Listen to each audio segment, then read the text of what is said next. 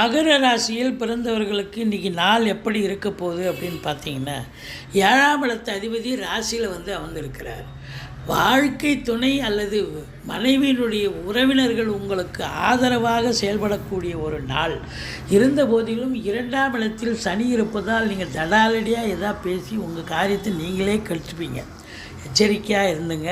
மற்றபடி 3ஆம் இடத்துல ராகு, இளைய சகோதரர்களால் கூட கொஞ்சம் கருத்து வேறுபாடு ஏற்படும். தாய் வழி சொந்தங்களால் அனுகூலம். மற்றபடி திடீர் அதிர்ஷ்ட வாய்ப்புகள் கூடி வரும். கேட்குற இடத்துல கடன் கிடச்சி தொழிலை விரிவாக்கம் பண்ணுவீங்க. ரொம்ப சிறப்பாக இருக்கும். தந்தைக்கும் உங்களுக்கும் கருத்து வேறுபாடு வரலாம். அதே நேரத்தில் உங்களுக்கு ஆன்மீகத்தில் அதிக நாட்டம் இருக்கக்கூடிய ஒரு நாள். பெண்களால் யோக பாக்கியங்கள் நிறைந்த ஒரு நாள். தந்தையால் செலவினங்கள், தாய் மாமனால் செலவினங்கள், உடன் பிறந்தவர்களால் செலவினங்கள் ஏற்படும். ஒரு சிலர் சொத்து பத்து வாங்குறேன்னு